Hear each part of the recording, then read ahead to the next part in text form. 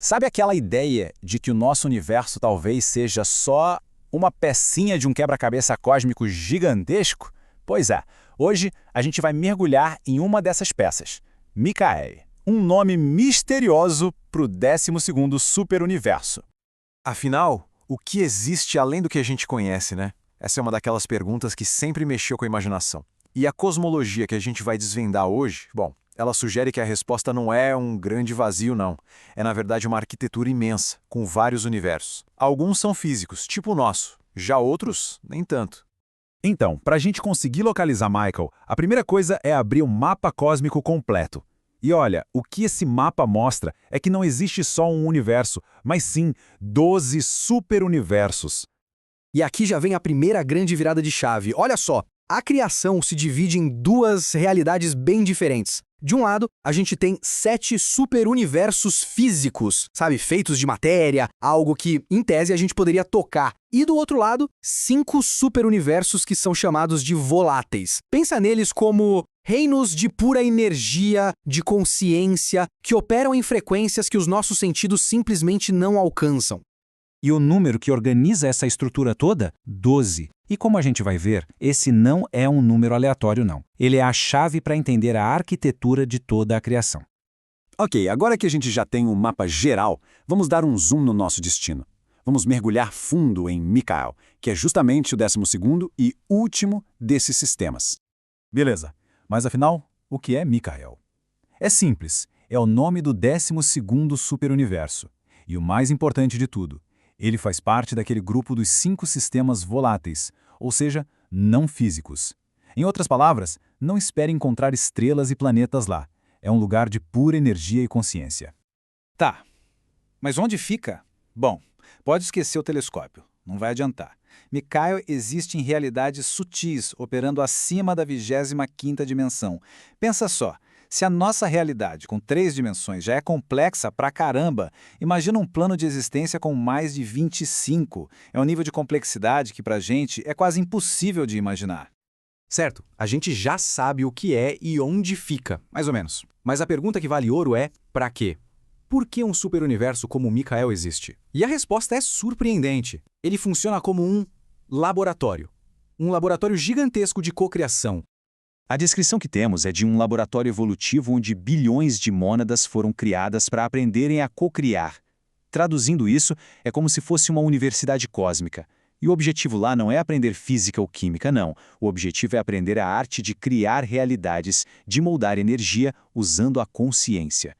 Mas o que seriam essas mônadas? Imagina a mônada como a essência mais pura de uma consciência, uma faísca divina, uma unidade de existência. Cada uma delas é tipo enviada para experienciar a vida nas suas formas mais diferentes, quase como um estudante no intercâmbio cósmico, sabe? Mas com um detalhe, sempre conectada à sua origem, à fonte primordial. E claro, toda grande universidade precisa de uma administração, de uma reitoria, certo? Com um projeto dessa escala, não podia ser diferente.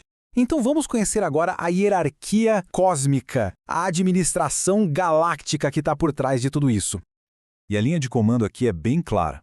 Lá no topo a gente tem a supraconfederação, que seriam os planejadores, o conselho de diretores, que define os grandes objetivos. Depois vem a ordem Voronandic, que são os engenheiros, garantindo que a estrutura toda, o prédio cósmico, fique de pé.